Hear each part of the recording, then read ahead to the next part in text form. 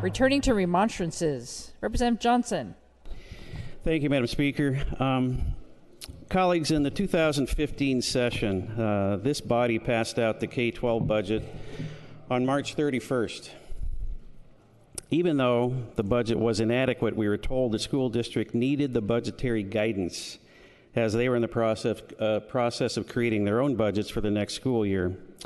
Fast forward to this past week, and you'll remember that the Portland School Board last week announced that they will be making a bunch of cuts next year. They're going to be cutting dozens of positions based on the budgetary guidance that they've received thus far from the governor and the co-chairs, because that's all they have.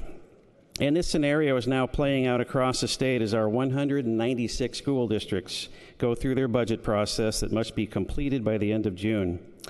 And yet, I guess what frustrates me this session is the lack of urgency to address our budget priorities.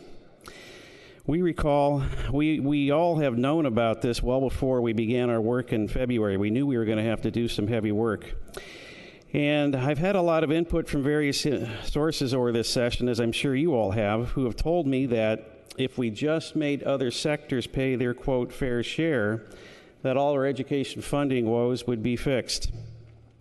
Those of you that have visited my office this session may have noticed this statement that's written on my whiteboard in my office, and it says this: public education can never be fully funded as long as the annual costs to fully fund exceed the growth of state revenue.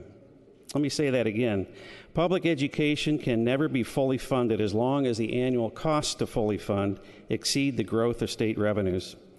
We frequently hear that if our schools were just funded at the QEM or the quality education model, that all of our funding issues would be fixed.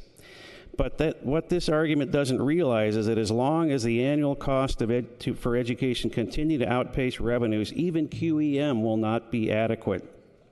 The $8 billion figure for K-12 in the governor's budget is actually about a 7% increase over the K-12 budget in the previous biennium. So that seems reasonable, right? But it's not, because the cost of personnel continue to escalate at a rate that exceeds revenues.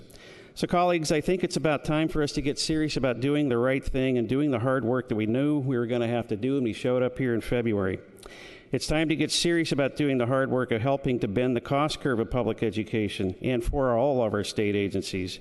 Rep. Parrish put a very good idea on the table last week. I have other ideas, and I know there are members here that have some as well. So let's get serious about putting together the type of bipartisan coalition that we're going to have to do make the bold reforms that we need to do so that we aren't in this situation every 2 years.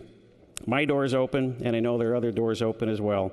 And our school districts are anxiously waiting for us to get to work. Thank you, Madam Speaker.